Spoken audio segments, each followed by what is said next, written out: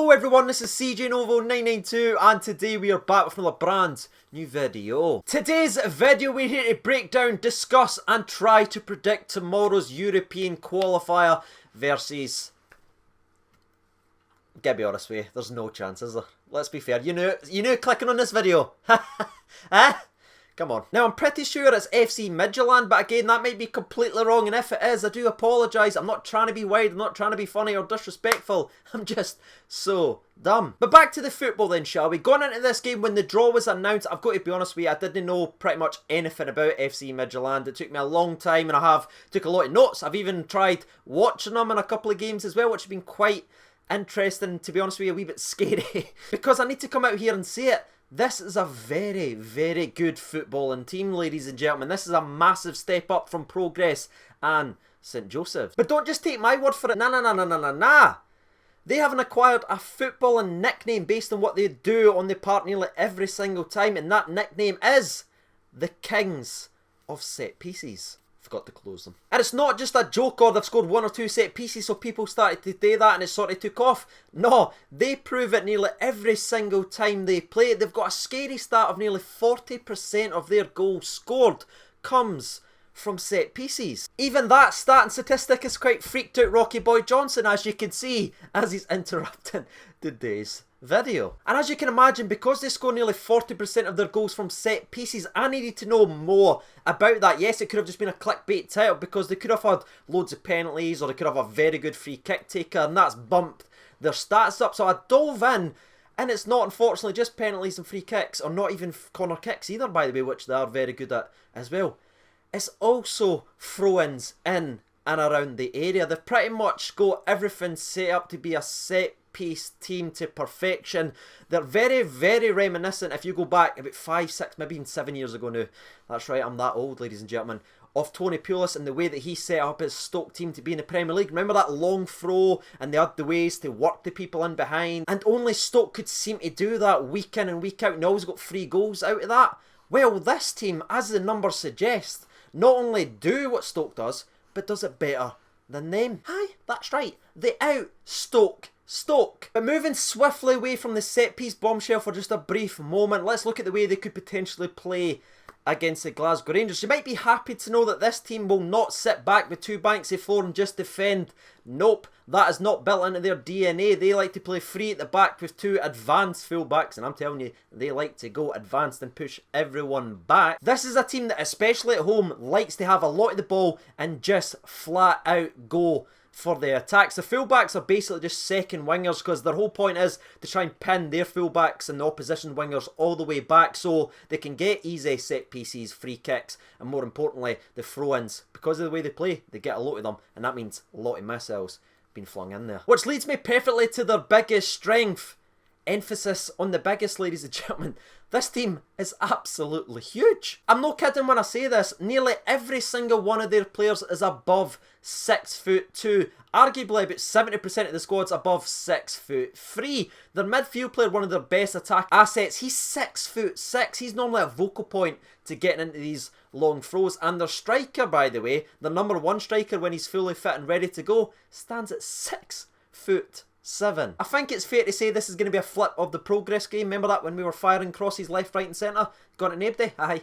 Well, they've got giants to cross to. But there is one thing that I need to point out. Their striker, who is 6'7", hasn't played all season long. There's been a wee bit of dispute regarding a transfer. He hasn't played a single minute, so it's unclear right now whether he will play or not tomorrow versus Rangers. And if he does miss the game, the striker that will be filling in at that spot is 6'3". I think there's a wee trend coming here, and you can sort of almost build with your own mind what kind of team this actually is. They're basically the Harlem Globetrotters of headers. But all joking and that aside, the last thing I want to say about this team is they actually play pretty attractive attacking football. This is going to be the first time we have played a team all season long who's going to get on the ball and just attack us. So I'm very interested to see the way that we set up in this game, especially considering we start this tie away from home. But let's turn our attention to Rangers then, shall we? Because there is one player I would like to point out from the Rangers perspective right away that I want to know your opinion on, who I think potentially early on in the video as it is, will be the key player for Rangers the entire 90 odd minutes, and that's going to be Nicolo Katic. I believe his job will be to go on the biggest guy that's inside the box every single time, and our success will rest on that Croatian prince's shoulders, whether or not he can get his noggin to the ball before they do. And that leads me perfectly to the first question of today's video, and that's going to be, what centre-back partnership do you want to see in this game now you know a little bit more about the opposition? For me, I'm going to stick with Connor Goldson and Nikola Katic. For me, right now, as it stands, they're still the best partnership in my personal opinion. And I know Hollander's played a lot of good football and is a fantastic talent, but he's still a couple of weeks behind everyone else in terms of fitness, and I just don't see him being flung in as of yet. And there is honestly one other thing I would like to say about Rangers in today's video. I actually think the fact that this team is a lot tougher than what we've played so far is going to be what's best for us, because you heard Gerrard's comments after the second Progress game that finished 0-0. He says the game and even his team was a little bit bogged down by the way the game was played by Progress, the constant fouls, the sitting far back, the anti-football tactics. This team, as already mentioned, is the exact opposite of that, and it may, just may, get the best out of us as well, the fact that we are playing a team like that. So I don't think we should be going into this game worried about losing or anything like that. Go there believing in the team and believing that we will show up and step up the level of competition and go after this lot. However, let's move on to some official team news then, shall we, and give you an update regarding the players that's been previously missing. Starting with the very first one, Alan McGregor is due to return back to the starting 11. Now obviously he was only missing from the starting 11 in the last game because he was serving his last game of suspension after that craziness versus Hibs, so it looks like he will be back and amongst the sticks for not only the European games but the league games as well. Hollander, who we've already discussed, even though he's getting a lot of tips from a lot of people and a lot of fans on Twitter and Instagram saying to play him in this game, that is the kind of game that he is built for, the physicality and the strength in the air. I just don't think Gerrard will throw him in quite yet though, because he's not at 100%. But a bit of good news then, shall we, and that's going to be that John Flanagan is now 100% ready to go. He obviously was taking part in pre-season until he had a surgery, but after a couple of weeks he is back at it. He's been part of full-time training and the boy is listed at 100%.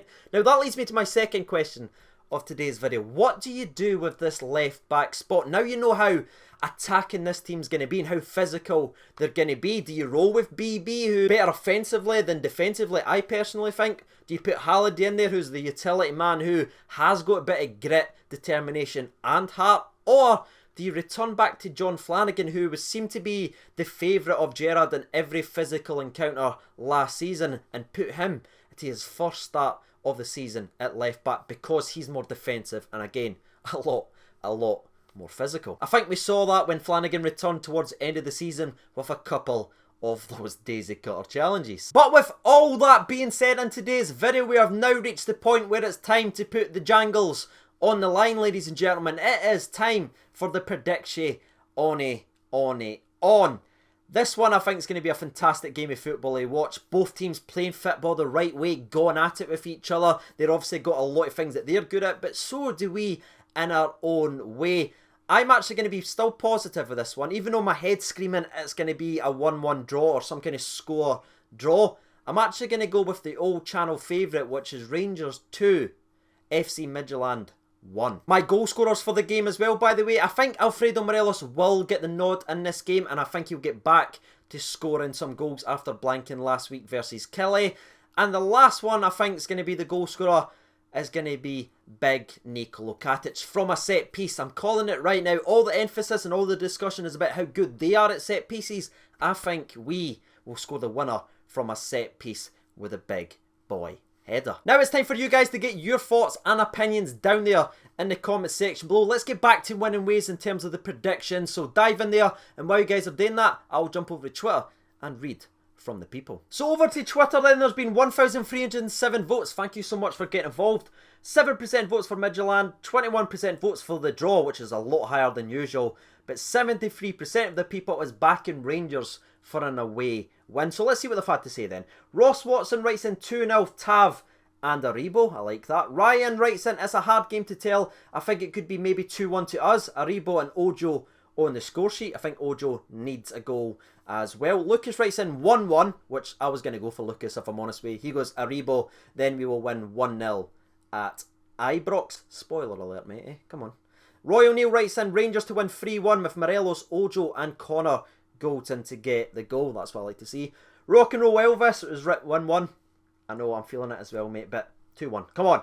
Shorty writes in 2-1 Rangers with Ojo and Morelos. Tom Phillips writes in, well, 4-0 to Rangers, easy game, Goldson, Tav, Morelos with a cheeky double. I'll take that. Sold. I'll buy that. Right. Yes, I did nearly drop my phone. Let's keep it rolling though, ladies and gentlemen.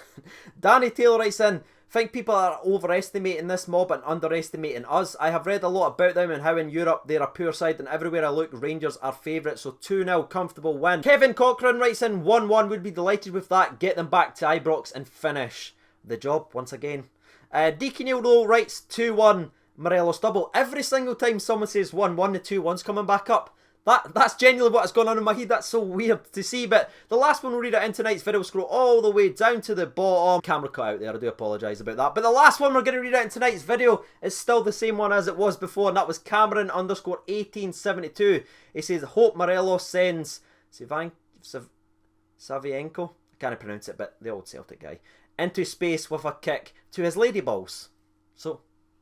So there we are, ladies and gentlemen. You've heard from the people, you've heard from myself. If you haven't done so already, you know what to do by now. Shout out to the absolute legends for all the support on the Patreons. If you would like to support the Patreon account, the links for that, as always, is down there in the description below. And also, thank you so much for all the support recently as well. I cannot thank you guys enough. Reading these comments and hearing from you guys, it genuinely means so much to me. But let's wrap up today's video the proper way then, shall we? I've been Sieging Over 92. Thank you so much for watching, and bye.